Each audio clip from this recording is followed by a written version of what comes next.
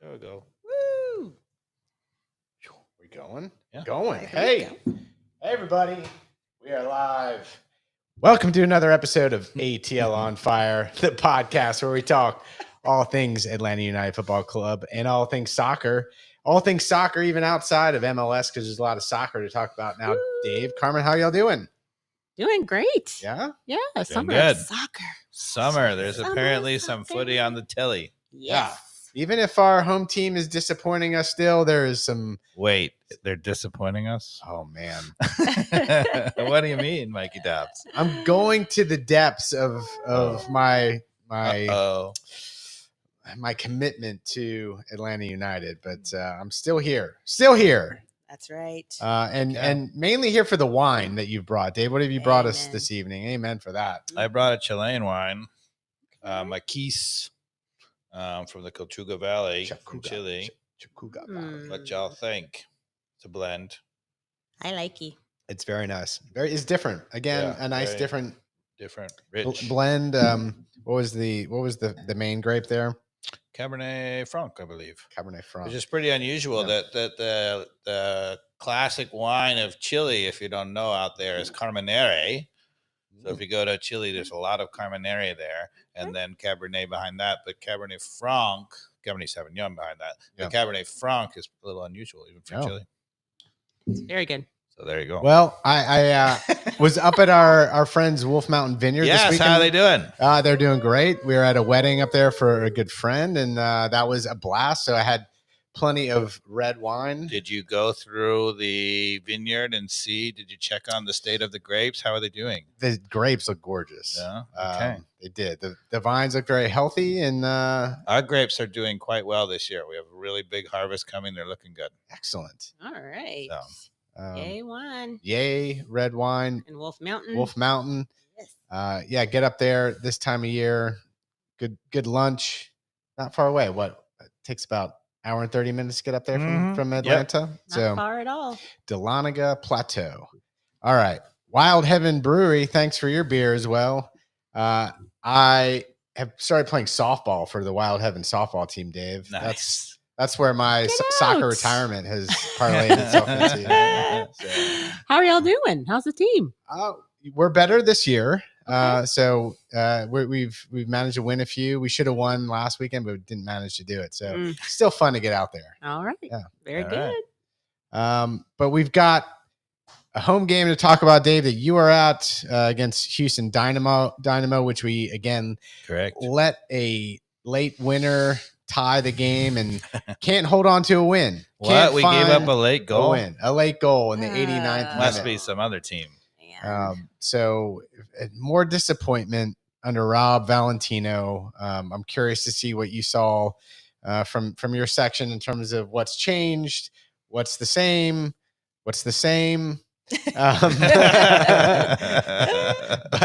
But yeah, then we've also, we've got some other fun stuff to talk about, like the Euros, which have kicked off. Yeah. Some great games. Gotta have to have our European correspondent on. That's right. Yeah, that have already happened.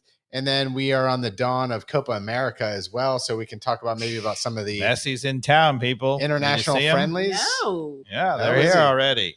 Okay. The Atlanta, crazy thing. So they're training. Argentina's training out in Kennesaw, which is fine. Whatever, the beautiful field, whatever. Yeah. I think they're training on the stadium pitch there. It's really Okay. nice. But they're staying like in Midtown or downtown. Like, whose good idea was that? Right. It's like how with traffic going from Midtown to Kennesaw. I mean, those of you out there will know that's not a good idea. Not Yeah. smart. Not smart. God help you if there's a Braves game at any point in that back and forth. Right. Forget it. Yeah, there's a Braves game I know this Wednesday that I'm going to. So Well, 12:20. you might see Messi and co stuck in a bus somewhere in there. I'm like, that must have been some Argentinian intern who arranged that. It was like, hey, let's stay here. It's Right. nice. Exactly. It's in Atlanta, Kennesaw, right? It's fine. It'll be like what, 5 minutes, 7 minutes? Yeah. Might want to have Googled that. Welcome to Atlanta. So Carmen, we are one win in 12 games. Oh. It was That's- a good win, though. that's It was a good win. It was a good win. one of the best games we surely had all season. It was on the road. and it was on the Shockingly, road. On the road. because if you had guessed that we would go one win Yeah. in 12, would Never. anybody have ever predicted that the win would be on Right. the road? Absolutely not. I mean, that's when the Not footy that one. gods are just mocking you. They're like, dude, let's have you go win on the road at the first place team. Right. I love it. Made no sense. So also, did you watch any of like the documentaries that they've been posting on YouTube with some of I the watched behind the some of it, scene yeah. locker room stuff? The Pineda Yeah. losing his mind. Yeah, curious to see like your thoughts on Guzan and Dax talking and what you thought. Well, of the- interesting thing, people are all like, part of the problem is the fire, behind the team, and Pineda's just too nice and he wouldn't yell at the thing. That locker room footage suggests otherwise. Really? Yes, Okay. I that have not seen he it. was. I don't know, man. I thought it was all kind of weak. Really? Yes. Okay. And I being thought in a locker room, I thought Brad and Dax, I thought they were all soft. All of them. All of them. compared Even to, Pineda, I compared didn't- to Mikey Dobbs. Yeah, none of them scared me at all. None of them put any like respect. Carmen, do you know who invented arroz con pollo? Who invented arroz con pollo? Mikey Dobbs. Yes. Or at least I'm he a was little fiery, he was but- the first to turn it over. No, I just thought I love this. I understood what they're Right. saying, but it came across as a little honestly. It came, like particularly Brad and Dax came across as a little flat as Okay. leaders in the locker room to me. Huh. Like I like Yeah, their Noah Cobb was talking. yeah, and actually out, really? I thought Noah Cobb actually was the one. If there was anyone in the locker room I was going to listen to, it was Noah Cobb. Exactly. You're a liar. Y'all are lying to me that Noah We're Cobb not was lying. the one. Yeah, Lying. which was nice enough to see he felt Okay. emboldened enough to speak up as a young player in the team, and he was the one that I was like, okay, All But I right. thought Brad and Dax's words were, I mean, Dax, it was tough for him, like he said, to talk because it's the first time he hasn't really played much. So that point Alex of the season. Ferguson, when he'd get upset, they call it the hair dryer treatment. Yeah. So he would line the team up against a wall, and he would go along the players face to face with each one and be screaming his bloody head off like this close to their face. Yeah. That's different. and I don't. That's more intimidating. That's and, and you obviously you have to save that for a blue moon moment. Yeah, you can't Right. do that every day. Yeah, you Right. can't do that every day, right? No. But like if that was Pineda's blow up moment, You've heard about the boy. I who don't think cried wolf. I don't think it was. It didn't impress me. not at all, huh? Uh-uh. It was like the fire wasn't there. The what was missing? Like I mean, sure he was fired up, but it just didn't. It just felt. I don't know. Like it felt like it was falling on deaf ears to Okay. me. Okay. But What I he also was, felt what like, he was saying was pretty epic. Like, it would. I would say yeah, you've lost the respect of the league and whatever. yeah, and we've lost the respect that the club is a joke. Right. Oh, damn. It Yeah. was. Okay. like he went. So the words were there. the you're words. saying. The words were kind of there. Okay. I just felt like again with like man v man type of like you pick your moments if you're like you're not going to call it an individual, but there's ways to do that, and I've seen behind the league locker room moments with Pep and these guys. It's different Okay. the way that they scream when they have that moment. Okay. And I don't know, it wasn't awful, but it just didn't impress me as much as I think other people were like, oh my gosh, it was great to see that. Yeah. It takes a lot. It takes a lot from Mikey Dobbs. Yeah. It takes a lot. Yeah, fair. But Houston Dynamo 2-2. Mhm. Dave, you were there. Yep. What was your take on the game? Overall grade of the game as a spectator of the game without any sort of emotion on who wins and loses. How was the quality of the game? You ever hear of Shakespeare? Much Ado About Nothing. Mm. No, it's basically the same. Yeah. I mean, so what Valentino clearly did was to say, okay, you have a little more freedom, and in particular, I think the only thing that was clear is they had a little bit more freedom to get the ball forward faster, and they didn't have to play out of the back. Like, for example, the goal we scored came off of Guzan on a long punt. He punted it, and Rios won the ball off their back line and actually dropped off a nice ball for Brennan, and then Brennan crossed it to Almada. Almada shot it, saved, and then Rios finished it. Right. Okay. But that came off of a goalkeeper punt. I don't know when the last time that Guzan has punted under Pineda. I mean, that's The different. last time he did, I think we scored as well. I think he had an assist. When Yeah, his that was- first assist yeah. in a row. Yeah. Yeah. Was that at New York? Well, and I'm curious.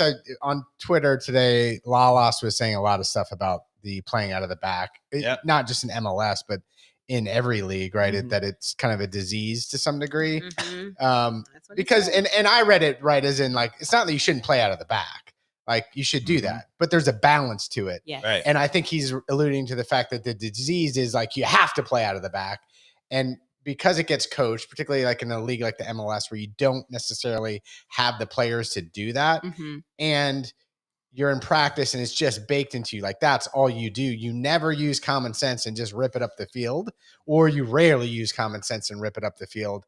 I 100% agree that I think even more strategically to try to play long ball out of the back sometimes Yes. should be a part of the game to just change it up. Like it shouldn't be immediately go to, especially when everybody's flat in the back, like have some plan like cues on how some guys run deep and you just play it in the corner.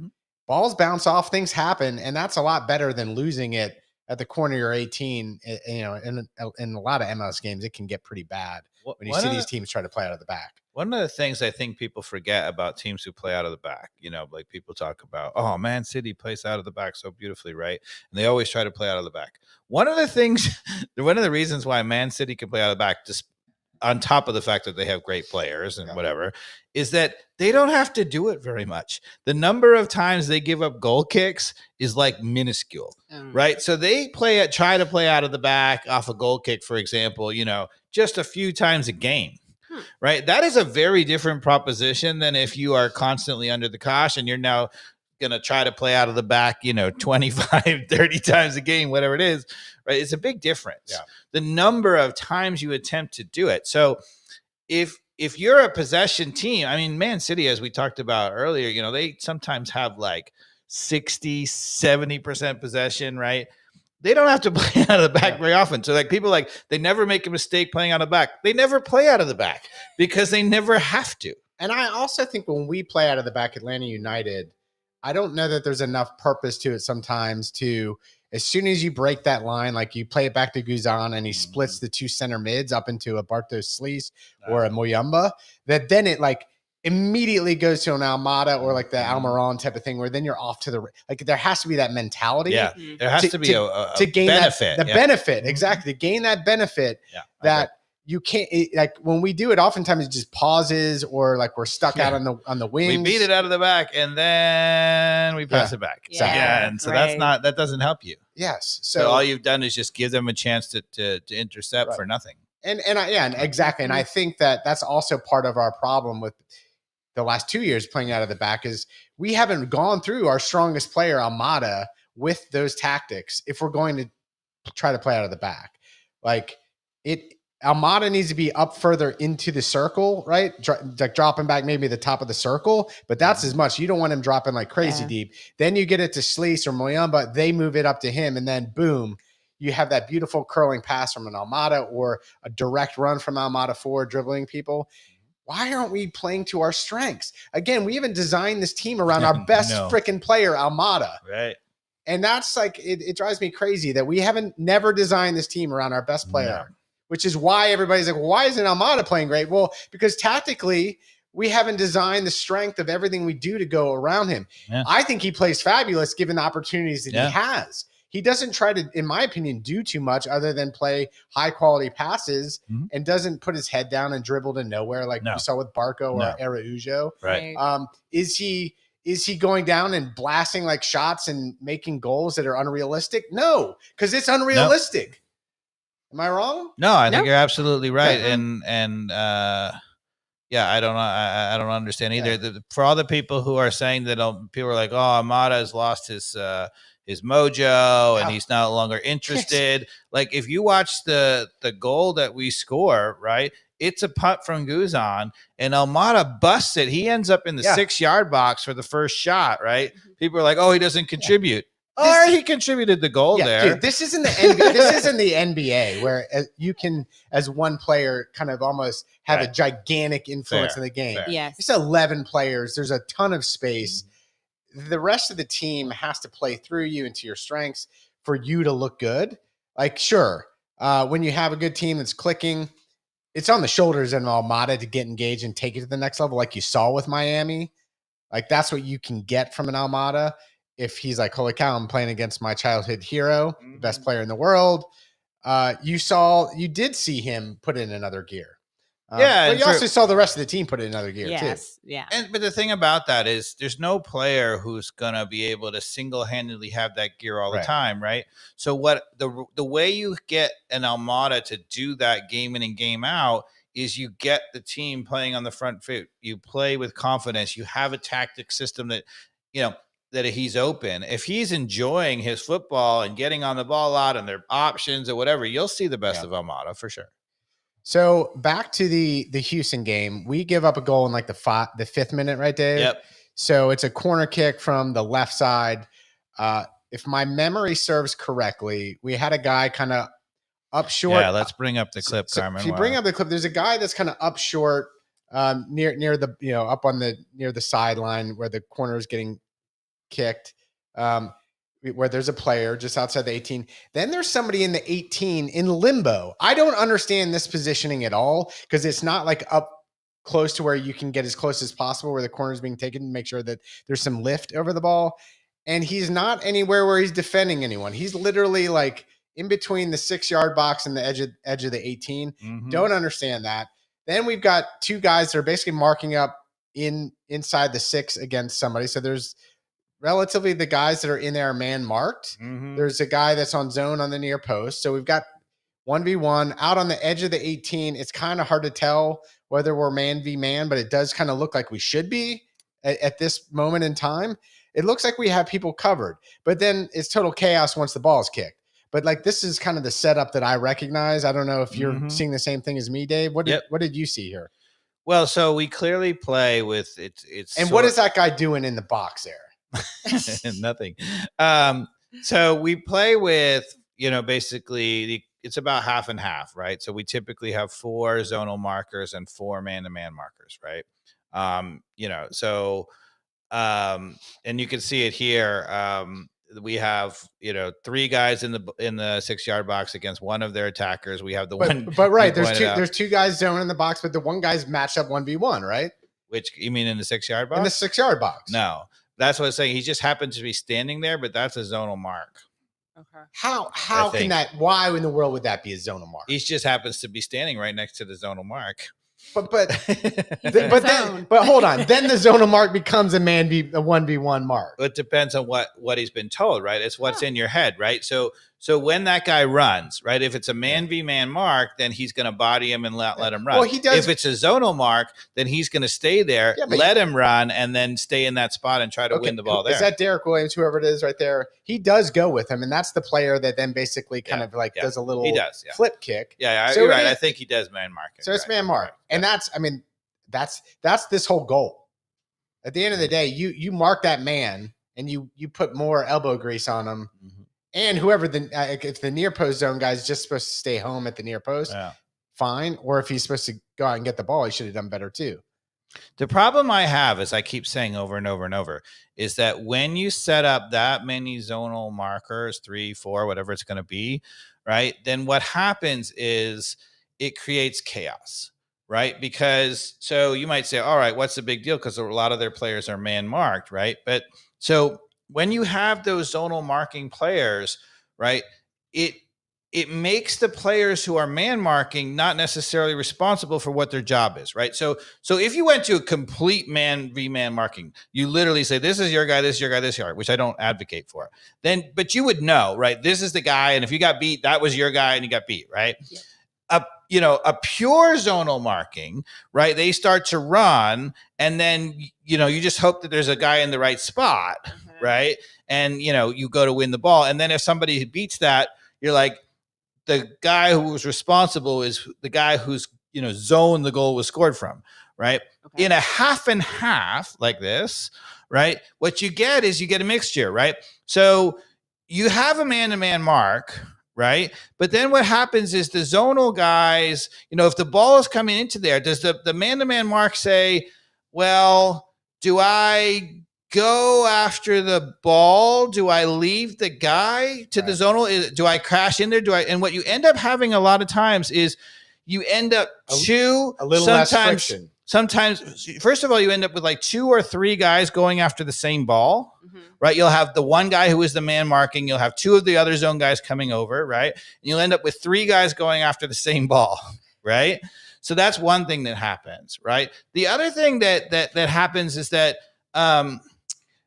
because there's no sort of accountability, right? Nobody is bodying somebody up and making them run. You say, oh, what about the man-to-man guys? But, even then, they're like, because they know they got the zonal guy there, they're like, okay, I'm marking him, but if he runs into the zone, I got that, right? So instead of being like, I cannot let him run by me, they kind of know that they have that. They're like, almost let him run onto the zonal guy, right? That's part of the system, right? That the zonal guy is there. Right. Yeah. And so whenever you have, when you're playing offensive soccer in general, the best thing to do is to have enough movement where defenders are always making choices. As soon as they make choices, sometimes they make the wrong choice. 2 defenders make the same choice. Sometimes one steps up and the other one doesn't, and this is what you're getting when you have a half zonal, half man marking, is you are asking players in a very dynamic system with a ball coming into your penalty spot, you're asking them to make choices. And you tend not to have them bodying them up so much, right? So what happens there is it's really good for winning the first ball because you should have a guy marking and you should have a zonal guy free to go win it, right? So your chances of winning the first ball are, if it's done well and the zonal guys are active, then it's better. Okay. Which we didn't win the first ball here. Well, it was close. At least there was a guy running with them. We didn't win it. You're right. Well, and that's why actually after watching this, I was like, okay, it's not the worst goal we've ever given. Okay. Yeah. The problem with zonal marking, and I'll show you it exactly the problem here. Because the guy got a little lucky. The moment you don't win the first ball, because your zonal guy and your man marking went to the same guy and nobody was responsible for whatever, they're almost inevitably will end up with 1 or 2 guys absolutely free. Yeah. And what you'll see here is, as we play the clip, they run to the near post. They just win the flick. It goes off the crossbar. When the ball comes off the crossbar, I'm going to pause it again because you're going to see right now it looks like we're really well marked up. 3 seconds from now, they're going to be 2 players wide open. Right. And all 3 of our guys that are kind of up closer to the top of the box are literally, as soon as they do, all they do is turn around, watch it go off the crossbar, ball, watch the guy headed. Well, that's the other thing that we didn't mention about the zonal marking is you have to, no matter whether you're doing zonal, you have to be active in the zone, right? So zone doesn't mean I'm going to stand here and hope the ball comes to me. It means anything in this area I'm going after, right? And again, the problem is, most of the players don't know how to do that. They're very passive in the zone, right? So they just stand and they do nothing. And then the other thing is because they're right there, then the guy who's supposed to be man marking is like, well, he's right there. I'll let him to you. And then nobody wins the ball. But yeah, to be fair, like on this I felt like, sure, the guy ran near post. He got to the ball first and was able to flick it. Yep, great. It was a lucky flick. And then goes off the crossbar. Everybody has that little stunned moment after a ball goes off the crossbar. And then everybody gets flat-footed for a second. There just happened to be a guy on Cincinnati who was facing forward who was able to just arch. But I'm going to argue that there just doesn't happen to be a guy. It happens every single time in this system. And I'm going to prove it to you. Okay. I'm going to prove it to you because I'm going to show you the next corner that happens in the game. Okay. Oh, I know our corner system's flawed. Okay. There you go. But I'm going to prove it to you because it's the same guy who ends up opening the exact same spot. And so in this case, it's Escobar, our former player, who ends up wide open on the front post and scores. Okay. So here we're going to play it. Yeah. And the guy who's waiting for the short ball, at some point, you have to realize that it's not going to be played short and not be useless. So it's Noah Cobb. Yeah. Unlucky. But again, to Dave's point, it's not unlucky when that's your system. And that's at the end of the day, it's yes, in those circumstances, a bit unlucky because he got lucky flicking that off the post. Everybody gets a little flat-footed. And then he actually makes Escobar refusing to celebrate against us. Classy. That is classy. That is classy. But let's see if I got to show it on replay here. Okay. I paused it just a second. Just a second, too soon, because it goes right off the post here. Yeah, On the second replay, you have to be super straight quick. from the header. Okay. So right here is right when it's about to go off the crossbar. Yeah. So if you notice when we started the clip, everybody seemed man marked. Everybody seemed marked up, right? So the guy who flicked the ball is marked up here. The guy in the middle is marked up here. Escobar, who scores here, wide open, right? There's nobody there. For in the 18, this guy's not getting close, right? That's Mascara. I mean, not Mascara. I think it's Muyemba. Yeah. And then this guy, absolutely also wide open. So one of the things you'll see here is we have 1, 2, 3, 4, 5, 6, 7, 8 against 1, 2, 3, 4, 5. We have 3 men and a goalkeeper advantage, and they have 2 players open.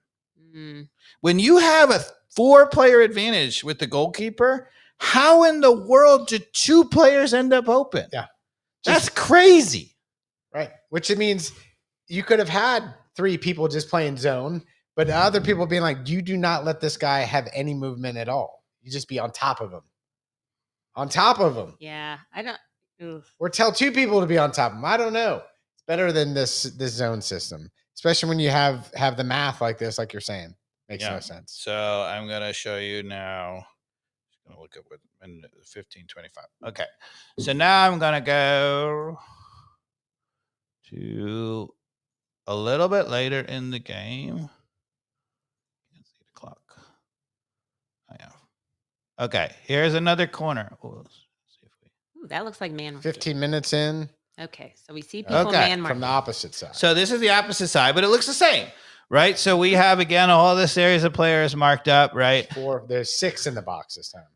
For them? For them. 1, 2, 3, 4, 5, 6. Correct. And we have 1, 2, 3, 4, 5, 6, 7, 8, 9.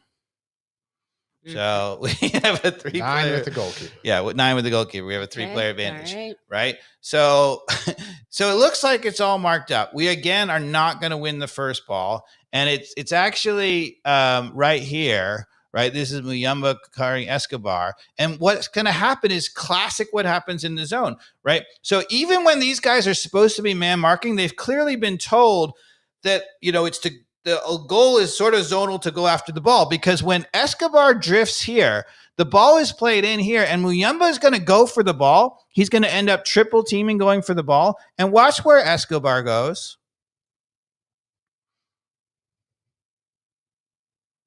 Almost looks like he's just going to do a little face guarding him right now. Yeah, it looks pretty good until he goes after the ball. Oh, and look. Yeah. Escobar now. Had that bounced a little bit the other way. If that gets flicked off to the back post, he has a tap in. Right. Right. And what does that look like? Exactly like the first goal we gave up. Right. And that's because even when the guys who are marked up in this situation, they've been told to sort of go after the ball in a zonal like way rather than blocking the run and staying with them. If he's supposed to stay with him on the run, he should have stayed with him on the run. That is clearly not what he's been instructed to do, or that's what he didn't do it. And he didn't do it twice. So you might say, people are like, oh yeah, Muyemba just got beat, right? I have a hard time with that because, first of all, that's not getting beat. That, like you said, like that is you said, hey, you stay on that guy and you just broke the rule and just let him drift off to the back post, or you had liberty to, like you said, play zone, attack the ball, and then just play Yahtzee on whether it goes off somebody's head and to Escobar off the far post, like it almost did here.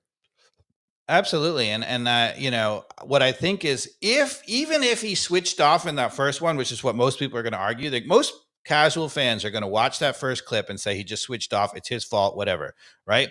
But then you watch the clip. This is literally 10 minutes later.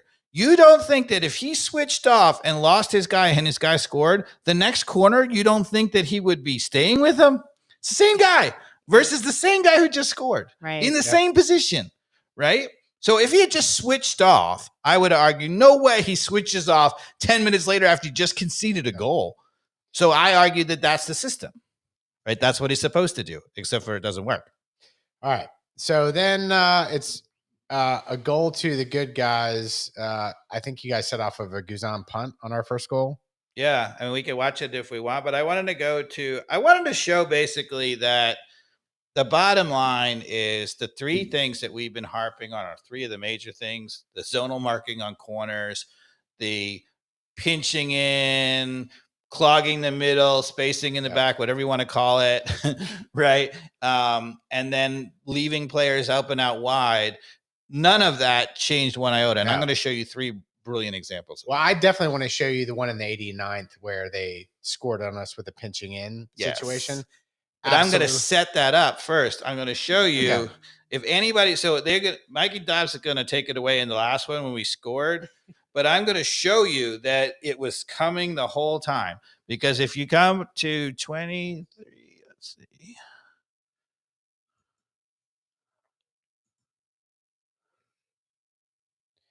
On the Apple TV here. Oh boy. What minute was it? It was 23:40. I went too far. But now we'll my internet's not cooperating. That's the way it goes. Just talk to it. I would say you want to talk and I'll find it. Yeah, 23:40. It'll come back in a second. My point is, so in 23:35 or 23:40, what happens is that we always have this absolutely horrible spacing in the back. You know, you call it what you will, call it pinching in, call it clogging the middle, call it spacing in the back. And in the first half, they cross the ball and Lennon is doing it in the back post. And because he's doing that in the back post, they get an absolutely wide open shot from just inside the 18. And when that happens, they could easily have scored that. Yeah. And in the goal that we gave up in the second half, it's exactly the same thing. Absolutely the same thing. Let's see. Doesn't look like he wants to cooperate. I'm still working on it. So you may have to hit refresh on that whole thing. Yeah. So the 89th minute. Oh, there we go. Refresh. There it is. Go back to that'll do it. Why didn't start reboot? There we go. I got it. Okay. Just give me 1 second to put it back up on the actual broadcast, and then we will be back in business. Back in business. Here we go. Okay.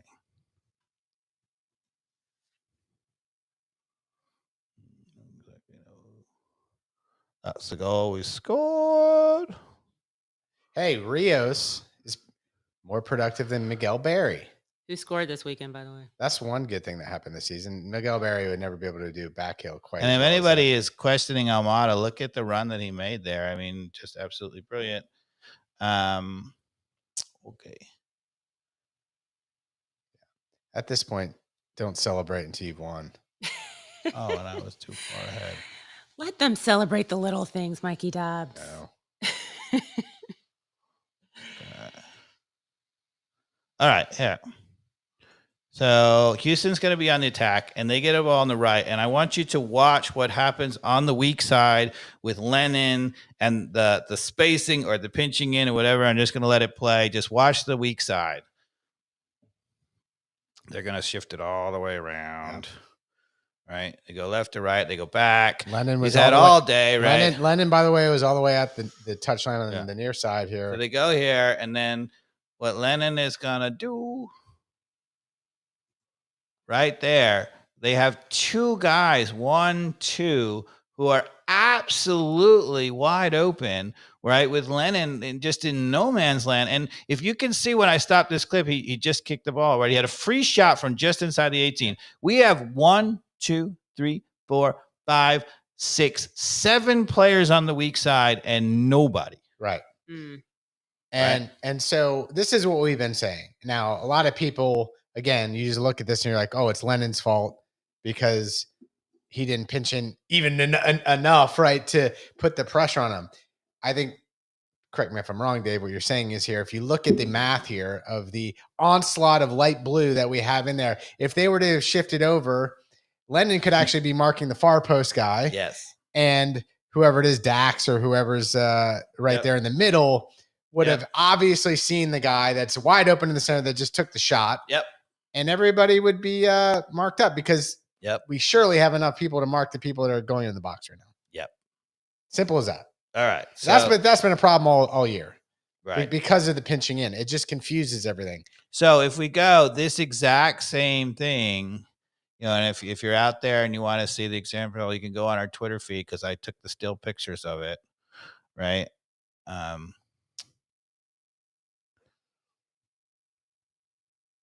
Oops. Well, you can go on Twitter if you want to find that.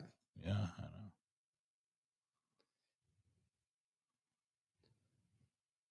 Where are we going now? The goal. Oh, yeah. Did you say It's it the was 88th 88th minute. It's like 80-30, 88-30, something like that.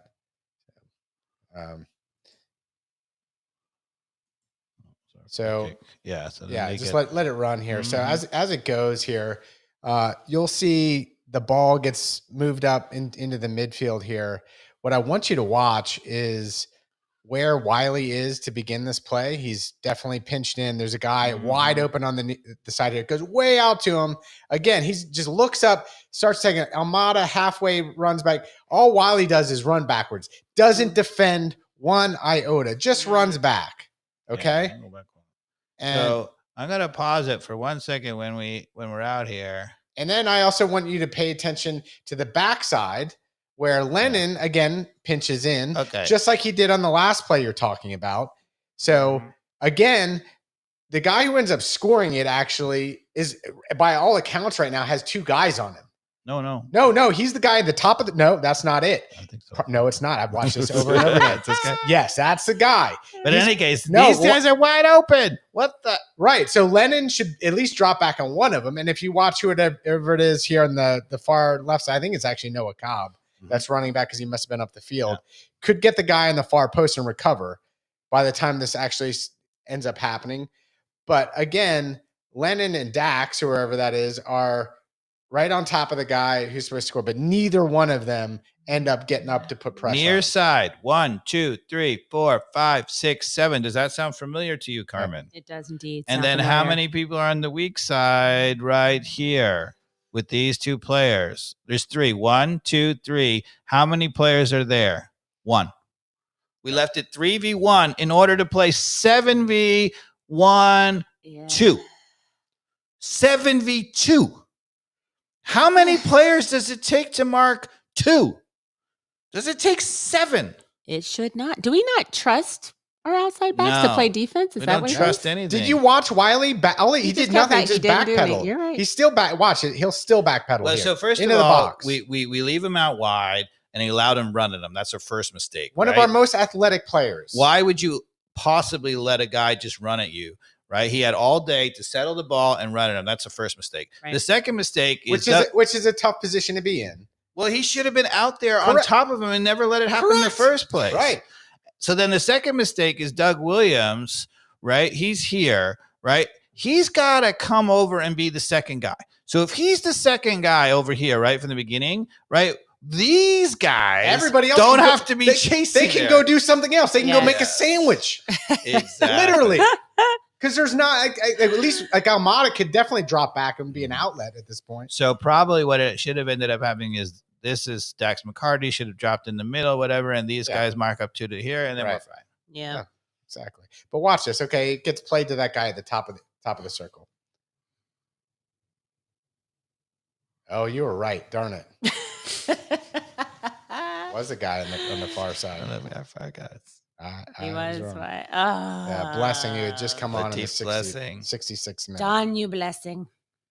But we had and I showed it to you in the first half. We did the exact same thing, got away with it. We're doing the exact same thing over and over. It's not like one time they caught us in some weird thing. We're doing it over and over and over and giving that.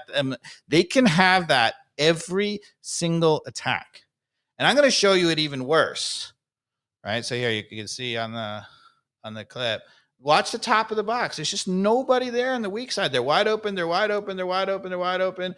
And then he gets to trap it. Oh, man. I was literally, because we're on the far side, I was like, they're open. They're open. They're still open. I was watching the whole thing because they took forever. They played it back to cross it, right?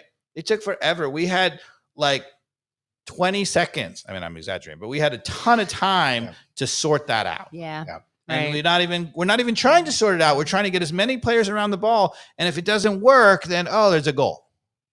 Right. Okay. So now I'm going to show you one more thing, which is, and I'm going to show you just how infuriating it is. So we're supposed to be a team that's, on the front foot, pressing, winning the ball. We've talked about pressing, Pineda's talked about pressing, right?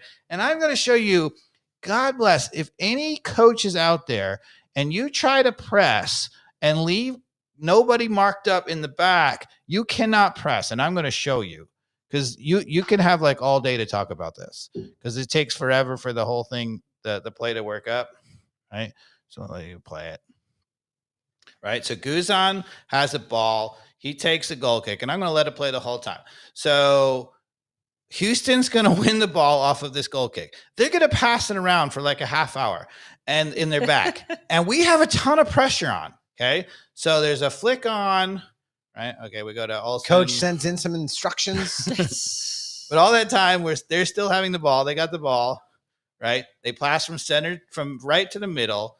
They pass from middle to the middle. We've got pressure on. Good. Look, because we're a good spot pressuring. We're more pressuring with Almada. Those people are saying Almada's weak. What are you talking about there? More pressure.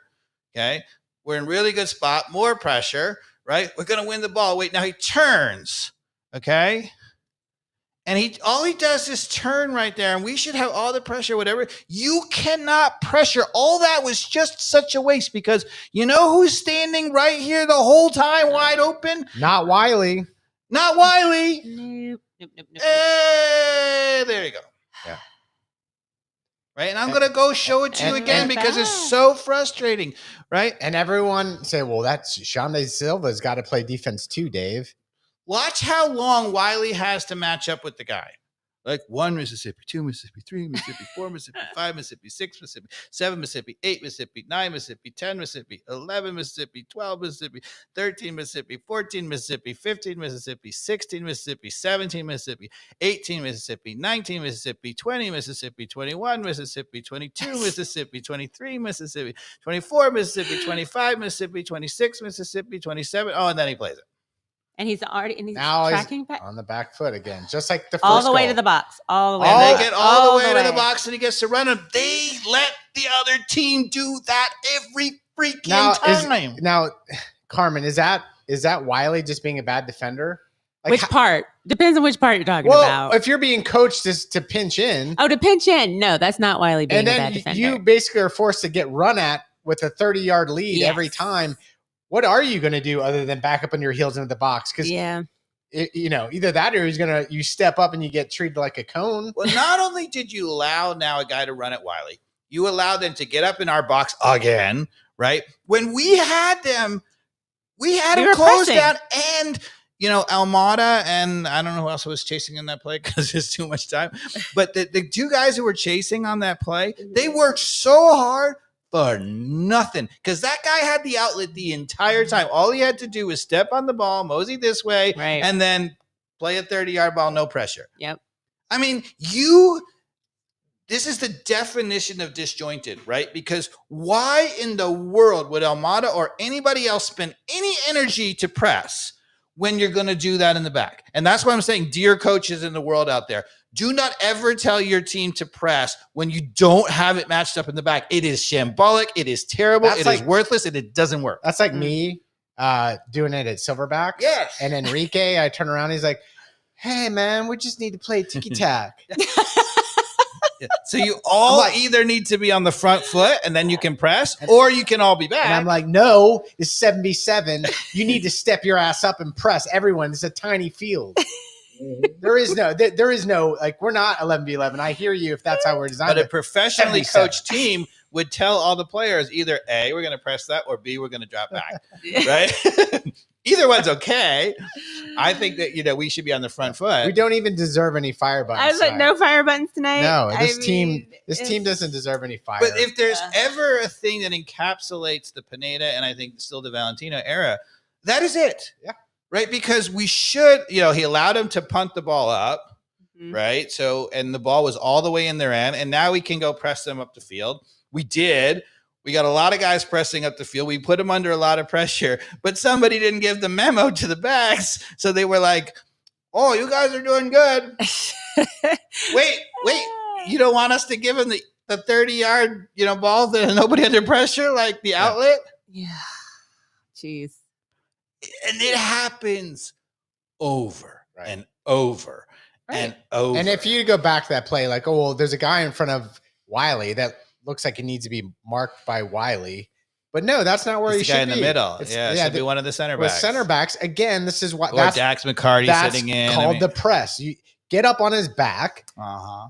And then, also the nice thing about that too is if there is an awkward ball that goes over the corner, Wiley's actually fast enough to get back there and recover and put some pressure on him if they do a deep ball over the top. And maybe, Carmen, as we're finishing this, you can pull up the USA Colombia highlights because I'll show you exactly what's supposed to happen in the press. Okay. Oh, goodness. Do we have this up here? Are y'all coming me to actually? Yeah, go to YouTube, find that. Well, Dave and I will talk a little bit about improvising. Yeah, we're going to switch up. So anything to wrap up on the Atlanta United game? I mean, again, we gave up a last-minute goal.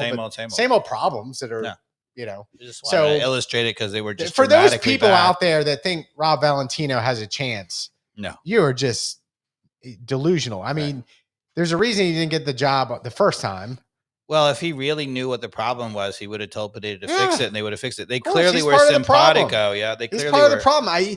I don't know what he does. I don't know who's in charge of the corners or the other tactics, but yeah, to your point, if you haven't figured out what we're pointing out on this podcast at this point, then you don't need to be in. And some people will say, "Well, we're not the only team doing that," and that's true. The goal that we gave up, the goal that we scored, that Silva scored the banger on, right? They were pinched into whatever, and they gave Silva all day to run at their back too. Yes. Why? Silva ran at a guy who ended up winning the ball, but then was so stupid he did a back heel in his own box. Yes. And then Silva got, he blasted it far post. It was lucky. Shambolic goalkeeping too. That was like classic MLS soccer right there. I'm like, oh my God. It was tough to watch. Yeah. Why would you let a player receive a 60-yard ball? In that case, it was a 60-yard ball, but why would you let a switch ball and run at you? Why? What kind of defender? I don't care who you are. You're the best defender in the world. You're going to be in trouble when somebody's running at you. Yeah. Right. You'd like to have it when you're on their back and they're turning back towards their own goal. Make them turn you. Yeah. Right. So, the U.S. Colombia game. Well, before we do that, just say the news, right? So GG finalized. Yeah. And I want to say my opinion. Oh, do tell your opinion. So people are like, okay, we got a good deal for him. He's injury prone, right? We sold him on for 10 some odd $1 million.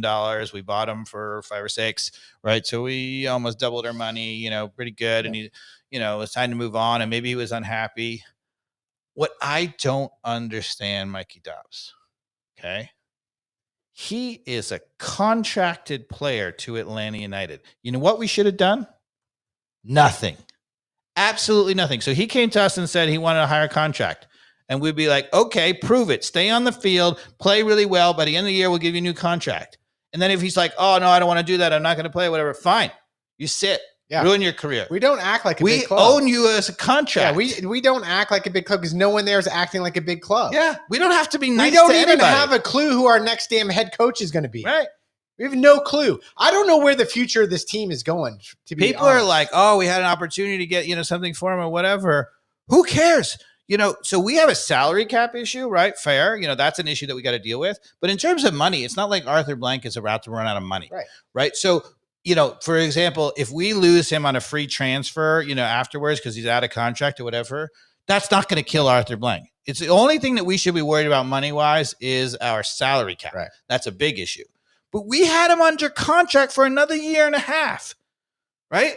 And I would have said to Gigi, and we show me. And we totally have given up on 2024 with that move. Oh, definitely. With that move and the move of, first off, like no clear picture who's coming in, because whoever comes in, it's going to be a couple weeks, even if we have a fabulous superstar coming in as a replacement, it's going to be weeks before they're actually productive. Too late. Yep. And they don't seem to care about the season, and it drives me crazy. Like, how do you do that to your fans? Like, why should we care anymore? Like, we do this podcast with our own time and money, and it really is starting to piss me off. And I would say, for those of you out there screaming, oh, but if you're not a selling club, how do you convince people to come? Gigi's not a selling player. This is not Almada, who's about to make a big move to Europe. Right. This is a guy who came from Europe back to the MLS. He's at his peak. He's coming over. He's very productive. But he's looking for one last big contract, and he thinks he deserved it in MLS. And I was like, I think he played really well. But the problem is you've been injured a lot. And I'm like, look, we're going to let you keep playing. And if you keep playing and you play well and you're up, play on the field most of the rest of the season, absolutely will extend your contract. Because there's nobody in the locker rooms having that 1v1 conversation with him. There's nobody leading that there. Nobody needed to do anything. Nobody needed to do anything. He's our player under contract. Well, Pineda needed to do something. He needed to untie that sweater and have a man-to-man talk with him and be like, stop rolling around on the field. I need you on the field to play, son. Prove to the MLS it's why you came here. It's why you said Atlanta is home to you now. We're going to stick that to you right now, and we're going to make you stay and play. But we have lost all credibility as like a big club. We don't even have to. This is not a big club. We just do nothing. Do nothing. And people are like, but what if he stops putting his heart in the game or whatever? I'm like, if he stops putting his heart in the game, that's on him. Then he's not going to get the new contract, and then he's stuck. And then you're like, okay, you got another year here. Exactly. Good luck. Exactly. Right? I mean, come on. We need to act like a big club. Yeah, we don't act like a big club at all. No, we act like, And Lagerwey is proving that too, as well. Like as we've gone into this summer with the writing on the wall with Pineda, not giving any of the fans even more media time than what he just gave us of it, like we're moving on. Like I want more. I want more of what's the plan. People are like, oh, it's a business. We got to get that money. I'm like, you think that Arthur Blank needed that $4 million? Yeah, come on. No. What Arthur Blank needed is my $4 million, and as in the fans. Yes. So the general manager says, you're not going anywhere. We're not going to start that precedent. Nobody is ever going to come to our club and say, you know what, you give me more money or I'm going to be mopey and whatever. And you just say, okay, and then you're going to ruin your career. Bye-bye. Yeah. Ugh. You want to play that game? Some of the people who do other podcasts or are huge supporters don't like our fatalism. But it's not fatal. This is realism. Mikey Dobbs, you have daughters. Like when you're in the grocery store, if you give in to the candy aisle, what's going to happen next time? Yeah, they might want some candy. Yes. Oh, yes. They're definitely going to want some candy. Yeah. Yes. And the club can't be given that. All right. So the next thing that we need to talk about. What about screen time? I have a real problem saying no. That's different. Okay. That's different. Okay, the good, magic good. box Okay. that keeps them, occupied. Yeah. Go for it. I'm a terrible parent, Dave. Thanks for bringing that up. So the other thing is there's a strong rumor that we are about to sign a left back, Pedro Amador from Portugal, 25 years old from the second division, which is a really interesting move, right? Because you're like, what? Left back? Why? Right. We have a young left back. What I would say is what that suggests to me is that they think Wiley is not a left back, that he's a forward. And that's fine. Like, right now you're looking at the job, if I'm looking at the team up top, we just lost Gigi. Well, right? that's why How do you fix it? Well, that's why I have a real problem with Atlanta United not being a big club and starting to ruin very good players' careers. Like, I mean, Amada's 2 of the most important years of his life, and Almada will be fine because he's very gifted. But like someone like Wiley, you put him in left back for 2 years, and then you don't actually teach him how to play left back. And then all of a sudden the plan is to move him back to like a winger. Like those 2 years, you can't get that time back. You're not going to be a Euro player. That's your most important development time, Dave. Yeah. So you're going to be caught as like they're having problems with Trent Alexander on that, who's a fabulous player for England, where it's like, are you a fullback or are you a winger? I said this in England, right? So Trent Alexander, they played him like in defensive midfield, because they were screwed in the midfield. I'm like, he should be playing winger. Yeah. Not right back. He should be playing winger. Right. He's great going forward. And if you're not going to play a winger, then don't play him. Why not play him at right wing? Yeah. We get to Euro in the middle. I'll give you my lineup for England, but because they had what's his name out there from Arsenal? Saka. But you can put Saka on the left. He plays on the left. Yeah, just but fine. they had Foden out there on the left. No, but that's the thing. Foden out there on the left is worthless. People are like, oh, he only plays good under Pep. Well, Pep puts him where he's talented, which is in the middle, playing, combinations. Out wide, where he's expected to run by someone, forget it. He sucks. He drifts in. He's going to drift in. Yeah, he drifts in and he closes other people's space. You now lose the guy who's opening up the game. And then they get tacked down the right side again. Yeah, that's exactly what's happening in England. Yep. Yeah, I said that from the very beginning. I'm like, Phil Foden Southgate you just guaranteed a horrible game from him. Yep. And he did. He was terrible. Well, you never want to play those Baltic states. But for our team, they play tough ball. I would have said, look, I love, it's very hard at this point in the season, and maybe even financially you don't want to do it, to go get a super striker designated player, right? So you say, okay, maybe give it up on this team or whatever. But the obvious, easy solution is you buy a left back. Okay. You push Wiley forward, right? And then Silva, you give a chance to be your striker. Yeah. Right? Why not? I mean, why not? At this point, why not? Who else in the team? So unless there's some amazing, 30-goal striker out there mid-season who's available.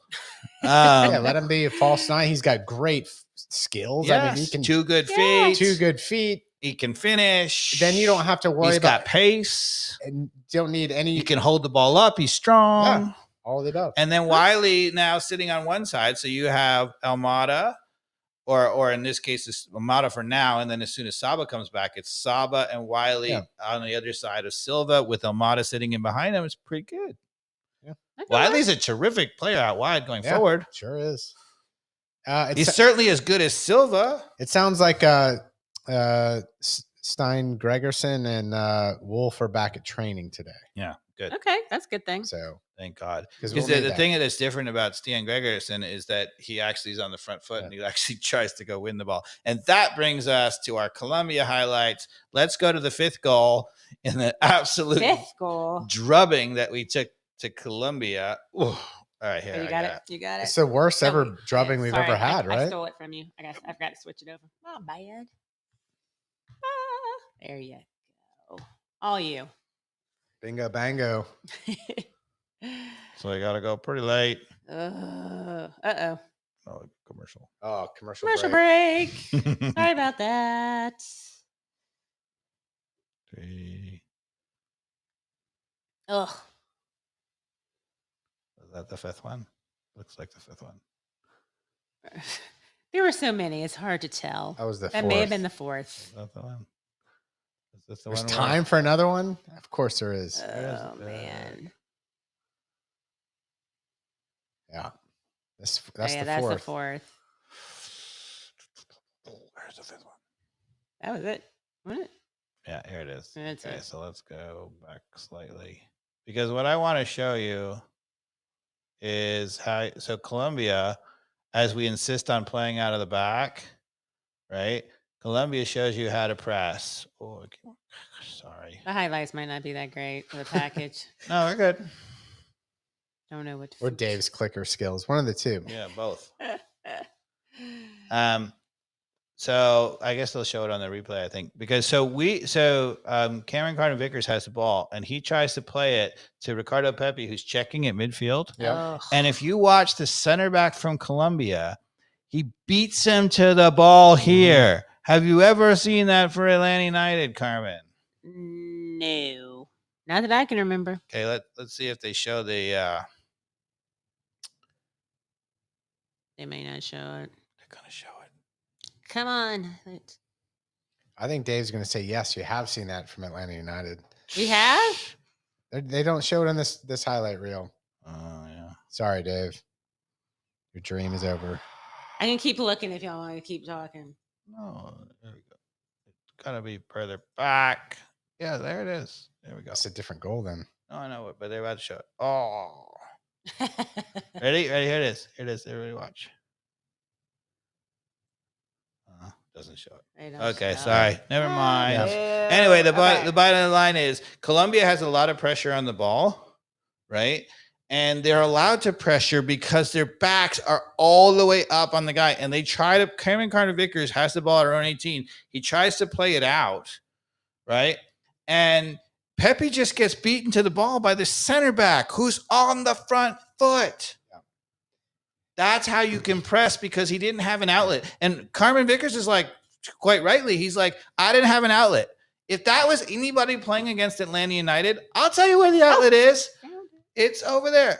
Okay, Let's see. good. I think we found it. Let's try this again. Live stream. Carmen's in trouble. I don't think you guys found it, to be honest. Yeah. Because if it's the last goal, I think we did. Hold on. Here we go. Okay. Tell me when to pause it. Not this one. It's coming up. Okay. So there's fourth goal. There it is, right there. All right.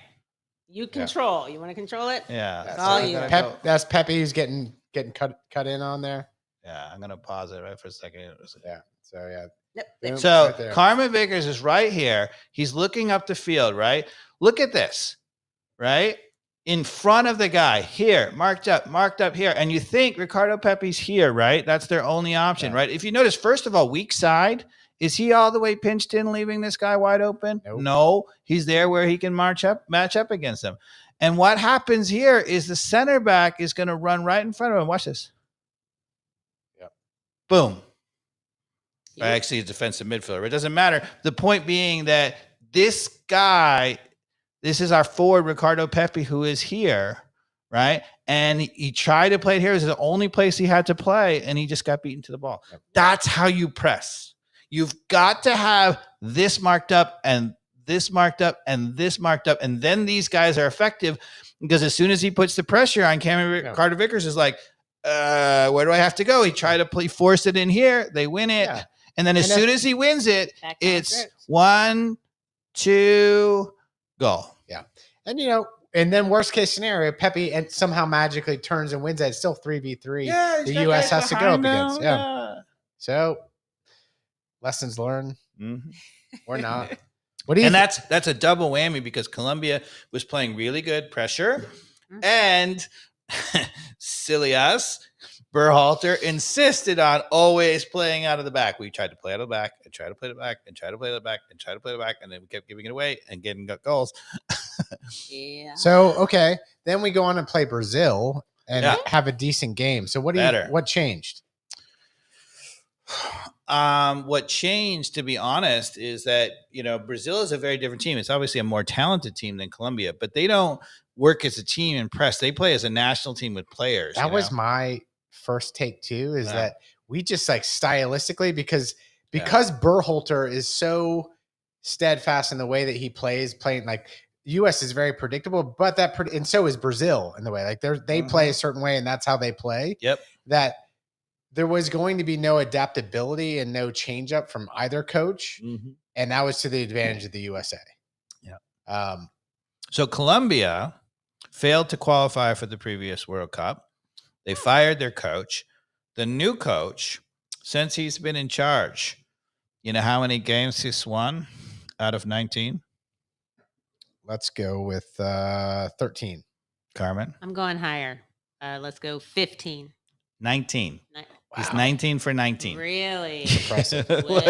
He's won 19 straight games. That's So impressive. that's why So Colombia might be also good too. they're very Yeah, good. right. And they're doing it. You can see how they do it. They have talented. Now, the other thing about it is, again, and this drives me freaking nuts, the amount of American coaches saying, your forward has to stay forward to keep them space. Stay with the back right. James, who is the center forward for Colombia, he was dropping deep all the time, right? And by doing that, when he dropped deep, we have center backs, right, who are never, ever, ever, ever, ever, ever going to follow someone into the midfield because they're just not fast enough and they're not going to do it. So James was dropping in and he was wide open, right? And then there are people running in behind him. It's a perfectly good system. You make the center backs make a choice.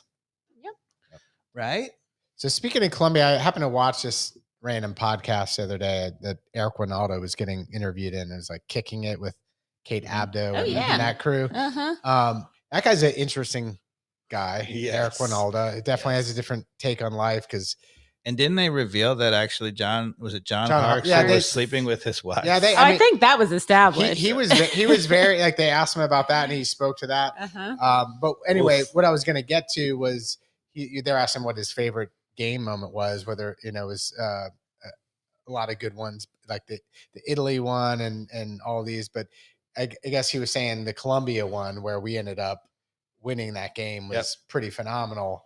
That's the Escobar, right? He traded jerseys with Escobar. Mm-hmm. Oh, so, really? Yeah, it was interesting. He actually flew down and gave the jersey back to the family. Oh, that was pretty cool. But man. he said that was obviously not easy. Yeah, for those of you who are not in the Yeah. know, right? That's an own goal from Escobar, the defender for Colombia in the U.S. game.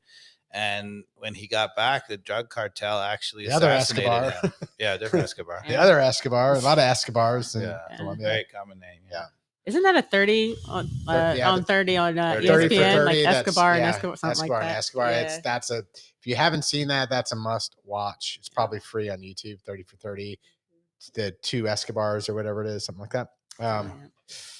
So I don't, and again, I don't understand. The U.S. national team. Again, Berhalter has this system, right? And it's going to be all those players going to press all the time, right? And my problem with it. My problem with it, as I just told you, if you're a coach out there, do not ever, ever, ever, ever attempt to be a pressing team unless you have backs who can get up the field and match up and are comfortable doing that. Do we have any center backs, Mikey Dobbs, that can do that? Absolutely. We do have one. Gregerson can absolutely. No, I'm talking about U.S. national team. Oh, U.S. national. Well, there is one. He used to play for Atlanta. Miles Robinson can do it, but I also think that. But did Miles Robinson play? No. Who played in the center back instead? I didn't see. It was Aker. No, it's from Fulham. It was Ream, who played fabulous, by the way. I thought he played really well. Yeah. But not for a pressing team. Yes and no. He cannot play in a pressing team, period. He plays great in Fulham, 2 banks of 4. They sit back. I'm talking about in the Brazil game. Yeah. He played pretty phenomenal. But he doesn't fit the rest of the team. It's disjointed because, again, he's not comfortable at his age and pace coming up and matching up with people. Yeah. Okay. It's a disaster. So you have to decide. You cannot play. And do we need that? Not necessarily, right? Because we've got a lot of good players. Right? We can break people down or whatever. We don't need to be pressing. And again, it's just one track mind. This is the way we're going to do it. And you cannot do it unless you have center backs. Now, I would argue maybe we do. It's for sure that has to be Miles Robinson. Yeah. Right? Because Miles Robinson is much more comfortable, much more pacey, can recover in whatever. So he needs to be starting. If we're going to press up front, and I'm fine with that. I think that's a great mode. Okay. No problem. I mean, Colombia shows you how good it is, right? I'm fine with that. No problem. But I'm not fine with it with Tim Ream playing center back. Disaster. What do you think of Adams going to Bournemouth? Good.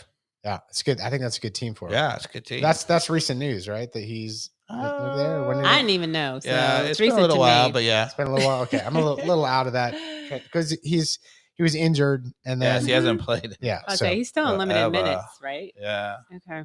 What else? We got the Euros happening right now. Yeah, how do you think of the Euros? The Euros. Who do you like? Well, I like France. The favorite England. I was about to say I liked. I didn't like France. I favored France to win, but no longer do I. That's out of the bag.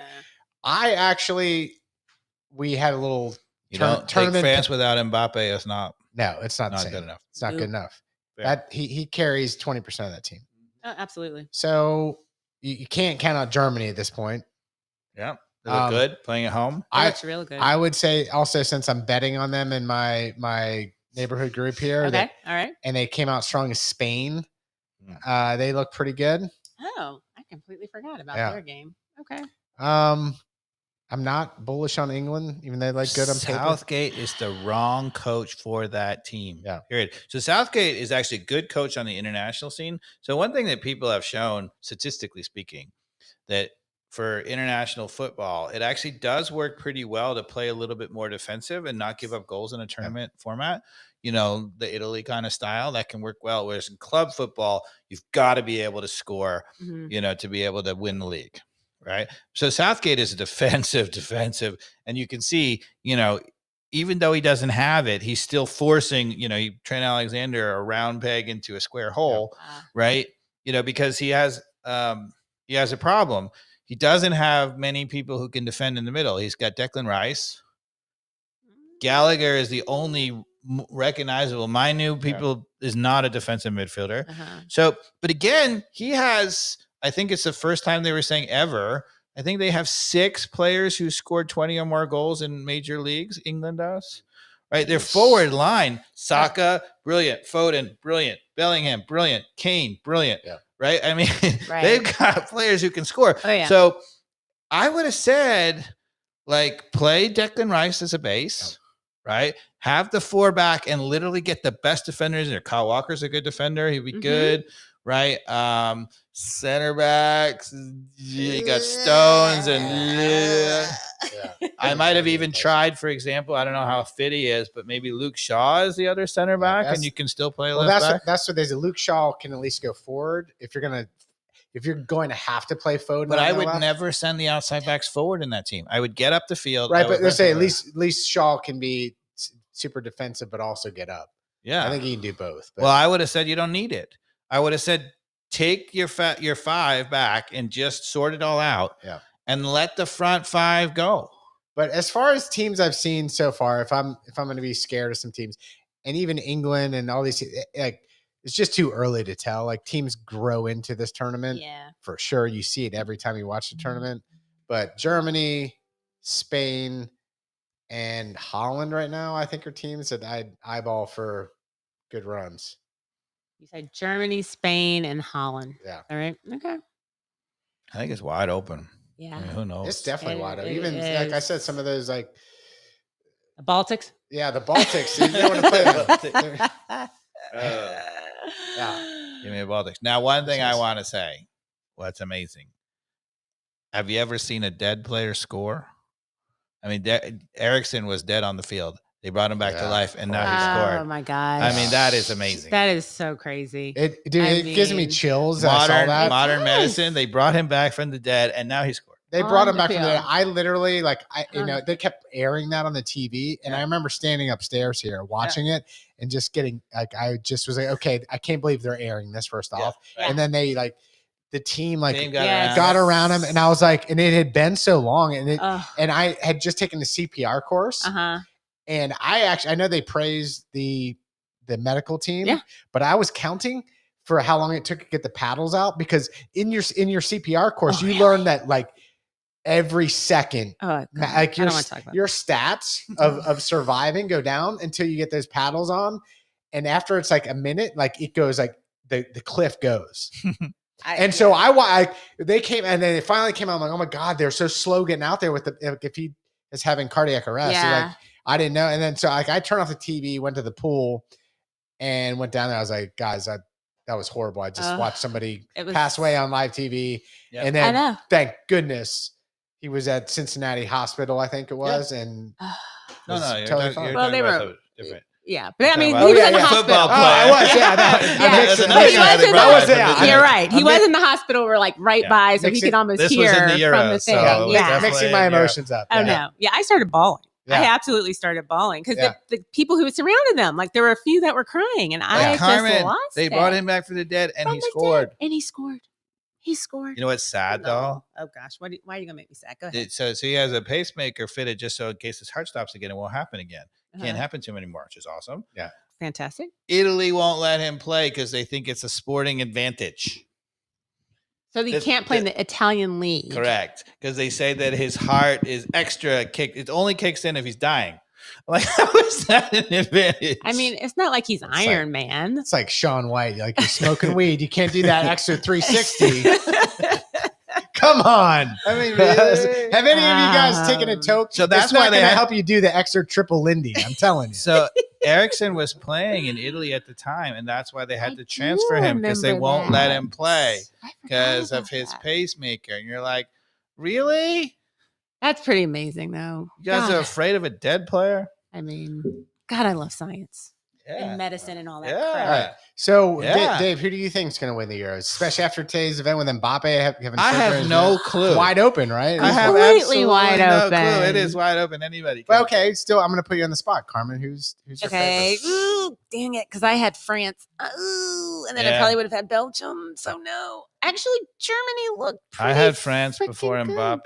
Mhm. Yeah, I had France before Mbappe, but no.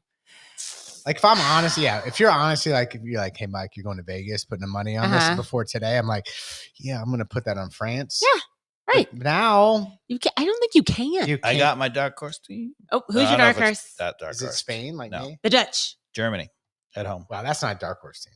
They have been pretty bad lately. They haven't been that great, but they're great at home, Yeah, like historically. But Yeah. you never, I Germany. I'll take Germany. You never bet against. I have Germany over England in the Yeah. final because England can't Yeah. beat Germany. England just can't win it all. Just to spite everybody. Bring Probably- it home. probably Screw it- all of you. Probably in penalty kicks. I mean, the biggest shocker ever it was that when I walked into a room when it was Brazil Germany and was just like, what's going on? yeah. That was It's a Yeah. 5-0 game. Yeah, that was something else. It may have been more In than Brazil. 5. Yeah, 7-0. It was like whatever, 7. I think they got 7-0. 7 scored against them. Oh, Yeah, it was in the ugly. semifinals It was ugly. of a World Cup at home. Oh, Oops. man. Yeah. Man.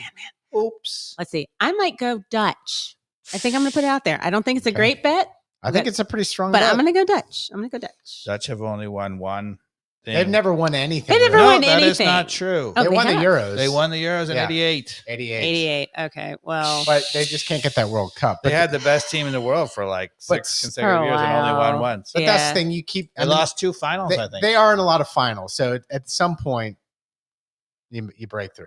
No. Especially when a team like France, No. especially when a team like France How do you has the best player in the world break their nose. How do you see the Dutch winning? What? I don't really see it, but Cody Gakpo is going to Here's- score. here's you why, know, because 15 goals. Like who's Sam- going to score? It doesn't matter because this whole France tournament's scores. wide open, like you said.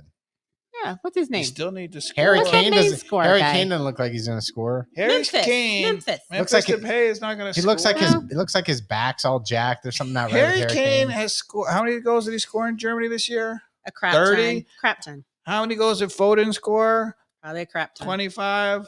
Right? How many goals? How many did they look like they're Bellingham going to score? score? Like Kane had the one header off the post. That was it. The only time you saw That's him. because the Only time you coach is saw an- him the entire game. Coach is an idiot. So Okay, well, who in this tournament has some defense? I feel like a lot of these teams, it's like they France can. looked good. The Dutch. They did the Dutch. The Dutch have the best. That's- So I think that's why I'm going Dutch. That's why I'm going to go Dutch. Go with defense because Van Dijk, everybody Fripp- has offense. Defense- Frippon, Defense whatever wins his name is. championships, Dave. So what about Spain? What's your problem with Spain? They can score too. Can they? Yeah. Through who?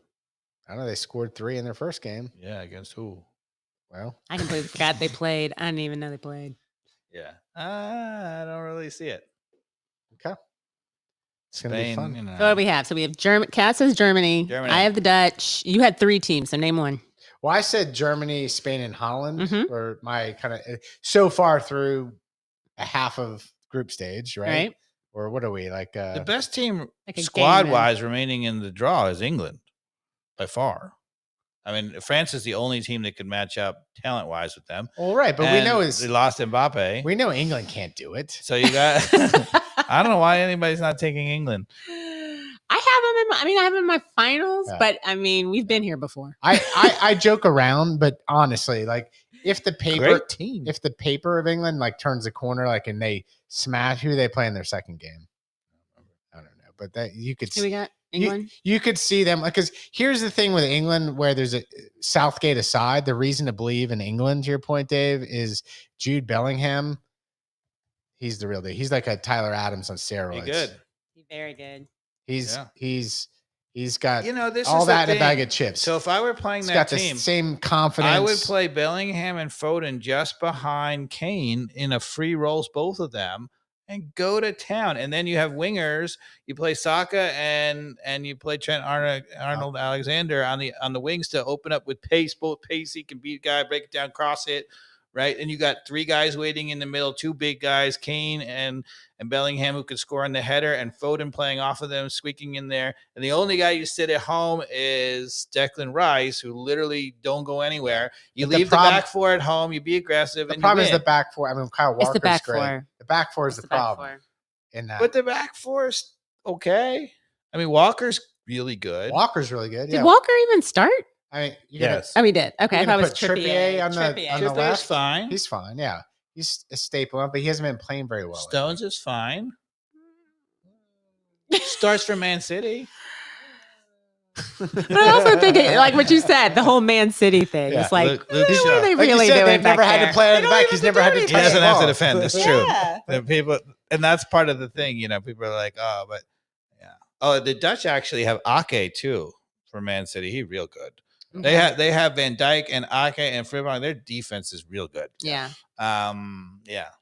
I like the Dutch. Yeah, I don't dislike that pick. Yeah. Even though they haven't won since '88. They haven't done crap. I don't even know what they've done. That's enough time. Recently. That's enough time in the calendar to be That like, team had Gullit, Van Basten, and Rijkaard. Great. Like I have no idea who those people are. Great. you don't know right guard. I mean, I know the name, but in terms of remembering like 88, no, I don't remember. We what had happened. a VHS tape. Oh, you did? Oh man. These guys played all for AC Milan Uh-huh. in their undefeated Italian season when they were undefeated in Italy and they won the Champions League. See, I didn't even know Good they had team. international soccer Good until team. 86. And that was like the first time I even like knew it That's existed. probably when This was after 86, Carmen. Yeah, Oh, that I was think- after '86. Well, yeah. 88, I mean, 88 but was that's your- World Cup was all I knew. Yeah. It was pretty much the Yeah. World Cup. That was it. This whole Euro Cup thing, knew nothing about it. Nothing. Well, we have definitely talked about it all. Are you going to the game on Wednesday, or is that away? Who are we playing? We're at DC United away. DC United away. Yeah. So I'm going to no- be in no LA risk. anyway. Ooh, Uh, La La Land. yeah. I'm gonna be at the My Braves. daughter. So, I'm going to leave the tribute to my daughter who had ACL injury, out for a year, typically with ACL.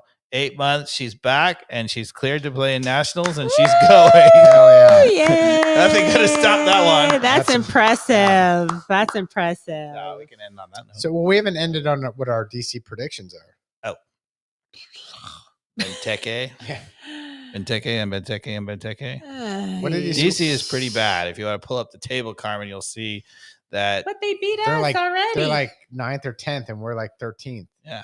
Well, 9th and 10th is not good Oh, my no. God. in this Oh my league. God. This is not good. Just our table? Where are they? All right, 10th? let's start with you, Mikey Dobbs. I'm gonna go loss. I mean, everything that we saw on the tape today says we're just doing the same thing. Same thing. Same thing. Yeah, same And now thing. it's on the road against we said Formula. Benteke, someone who can score against us, Mm. especially if we're giving free headers away and free crosses. Yeah. Carmen? I'm going a pretty decided loss. I'm going to go with a horrible tie. Horrible tie. I'll take a horrible tie. Great. I will I take like a your horrible optimism. tie. Very optimistic. Now, no 'Cause wonder DC is really bad. No wonder no one listens to our podcast. They're really bad. We're just way too. We're always right, though. I know we're always. I mean, it's like our predictions. no have one been wants to actually hear incredibly what's good. going on. Yeah, nobody wants to hear the truth. You can't one. handle the truth. You can't handle the truth. Thanks for listening, everybody. If you want to pass along the truth, send the link. Just like back in Guadalajara. You say it, I do it, coach. Football is life. Dani Rojas, Rojas. Thanks for listening, everybody. Bye. Have a good night.